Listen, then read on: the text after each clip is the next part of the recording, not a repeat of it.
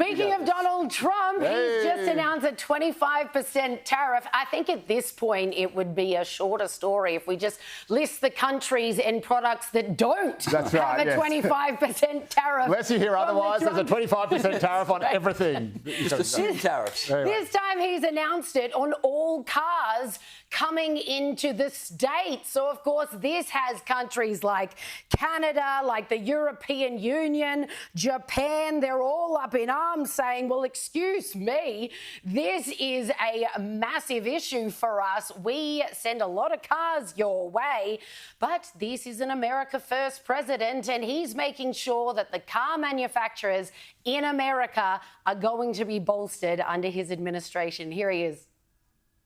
So we'll effectively be charging a 25% tariff. But if you build your car in the United States, there is no tariff. And what that means is a lot of foreign car companies, a lot of companies are going to be in great shape because they've already built their plant.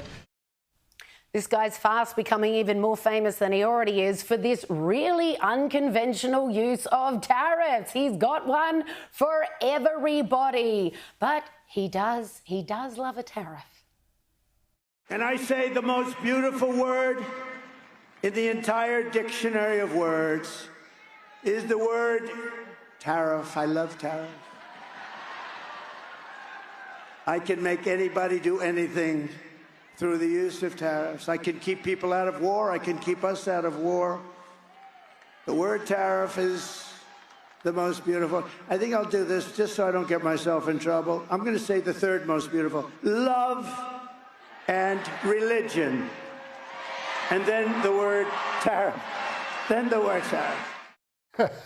Love, religion, tariffs, they all go together. How can you stay mad at him? He's so comical. It's like faith, hope and tariffs, and the greatest of these is tariffs. That's right. I think that's what the Bible says. So, I mean, everyone's always known this. Long before he became president, you can watch videos of Donald Trump saying 20 years ago, this is what I would do if I was president of this country. I would slap these tariffs on absolutely everybody, make all American manufacturers first. Let's just make the most. We've got this huge market here.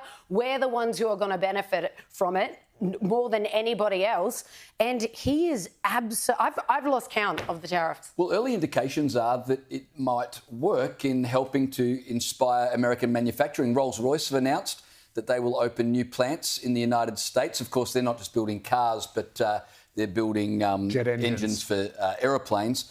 Volkswagen have announced they are looking at opening factories in the United States, particularly for Audi and Porsche vehicles, which they sell. But these tariffs will apply to half of all cars sold in the United States currently, and to 60% of car parts that are used in the United States. So how amazingly visionary and forward-thinking of it was for the Abbott government to shut down the Australian auto industry. That was really ahead of the ball.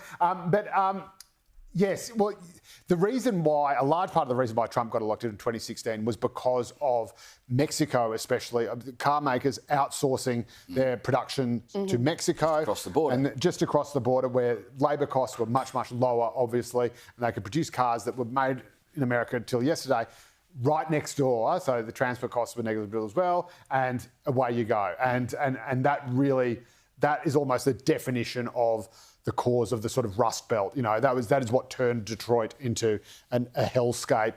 It's what and it was the example of what's so unfair about, you know, neoliberalism or free market economics. And this is the amazing thing. Like, the idea that you would have a Republican candidate campaigning on just tariffs for everybody would have just been nuts.